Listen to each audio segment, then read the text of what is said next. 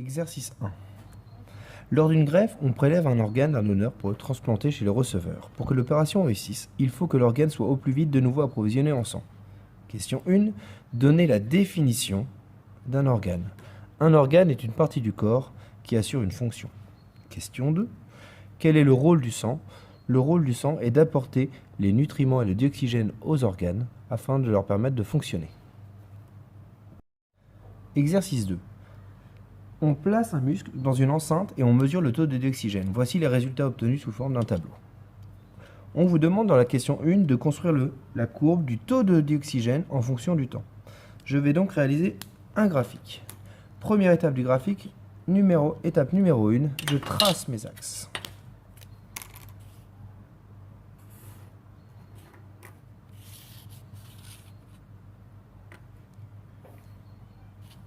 Étape numéro 2, je mets un nom à mes axes.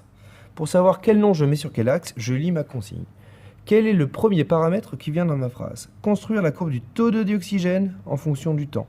Le premier paramètre qui vient dans ma phrase est bien le taux de dioxygène. Je vais donc le mettre sur l'axe vertical,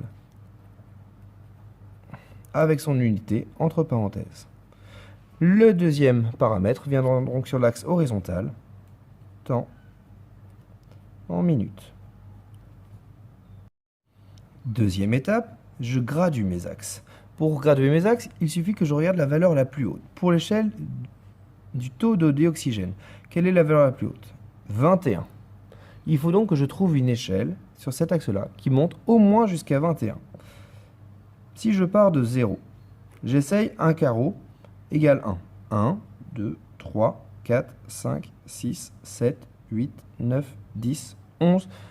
Mon échelle n'est pas assez grande. Je vais donc devoir changer l'espace entre mes carreaux. Si je prends un carreau égale 2 cette fois-ci, 2, 4, 6, 8, 10, 12, 14, 16, 18, 20. Là, ça passe. J'ai donc trouvé ma bonne graduation. De même pour le temps, quelle est la valeur la plus haute? 16 minutes. Il faut donc que sur cet axe-là, mon échelle monte au moins jusqu'à 16. Si je prends un carreau égale 1, 0, 1, 2, 3, 4, 5, 6, 7, 8. Mon échelle est trop petite. Je augmente donc la valeur pour un carreau. Si un carreau égale 2, cette fois-ci, 2, 4, 6, 8, 10, 12, 14, 16, j'ai trouvé ma deuxième graduation. Ce n'est seulement que maintenant que je vais pouvoir placer mes points, une fois que j'ai placé mes axes et que je les ai gradués. Si je m'intéresse au premier point, à 0 minutes, le taux de dioxygène est de 21%. Il faut considérer le graphique comme un immeuble. Vous avez une série de portes et des étages. À la porte 0, il faudra monter à l'étage 21. Je me mets à la porte 0 et je monte jusqu'à l'étage 21. Je place mon premier point. Je fais de même pour les autres points. À la porte 2, je monte à l'étage 19,8. Porte 2, 19,8. Porte 4, 18,6, et ainsi de suite. Une fois que j'ai placé tous mes points, je vais pouvoir les relier, soit à la règle, soit à main levée.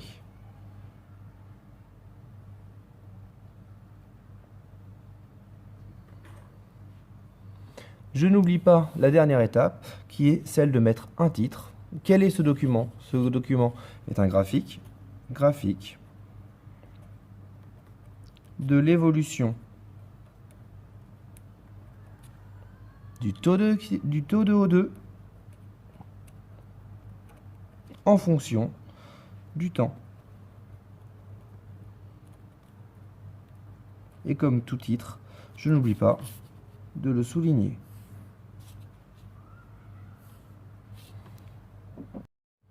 Question 3. Quelle conclusion peut-on en tirer? Ce que je vois, c'est que le taux de O2 diminue dans l'enceinte lorsque l'on y place un muscle. Ce que je peux en déduire, à savoir ma conclusion, c'est que le muscle doit absorber du dioxygène. Comparer les taux de dioxyde de carbone des sangs entrants et sortants. Comparer, c'est utiliser des comparateurs, plus que, moins que, autant que. Lorsque je regarde le taux de dioxygène entrant et sortant, de dioxyde de carbone, pardon.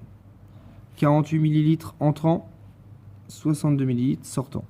La comparaison sera donc la suivante.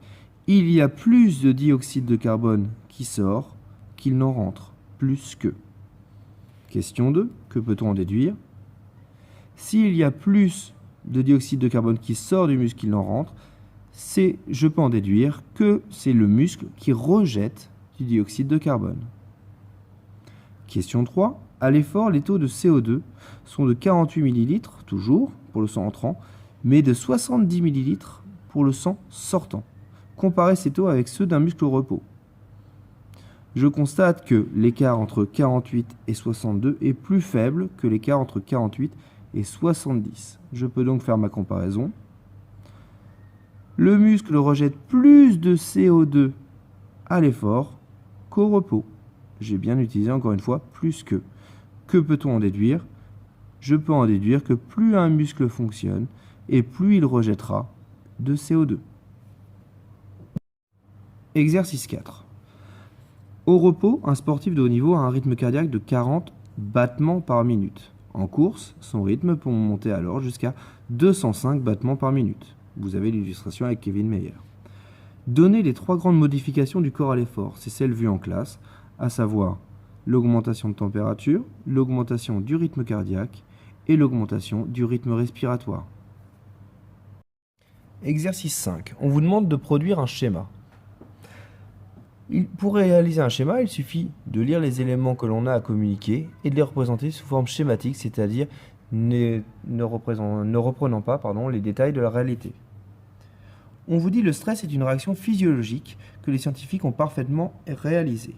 Suite à un événement stressant, je marque événement stressant.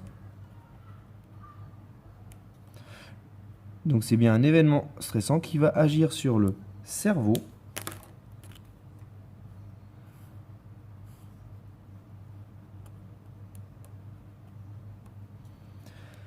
Le cerveau va alors envoyer un message nerveux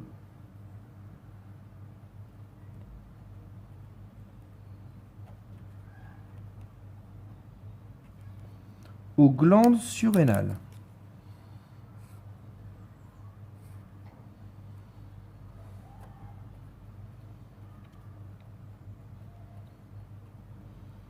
Situées au-dessus des reins. En réponse à ce signal, les glandes libèrent dans le sang une hormone, l'adrénaline, qui va aller agir sur 3 principaux niveaux.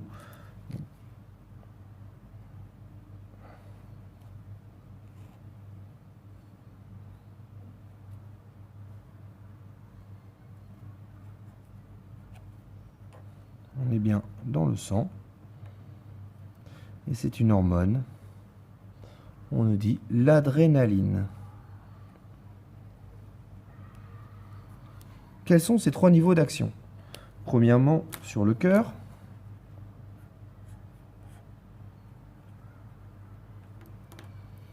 Pour accélérer la fréquence cardiaque.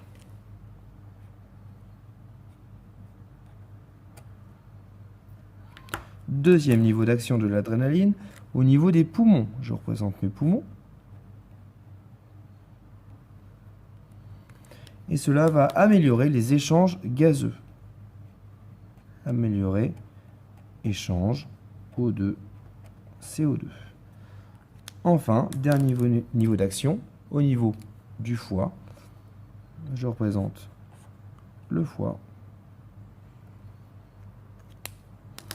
Et cela va permettre de libérer dans le sang, augmenter la libération de glucose. On vous dit enfin que l'ensemble de ces réactions va permettre au muscle, donc je vais représenter le muscle,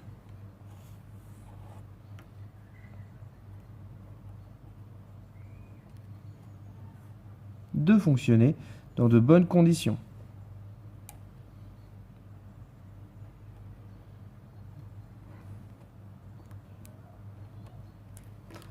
J'ai terminé mon schéma fonctionnel du stress. Il me manque juste la dernière étape, à savoir de mettre un titre, toujours la nature du document. La nature du document, schéma fonctionnel. de la réaction de stress. Et comme tout titre, je n'oublie pas, à la fin, de le souligner.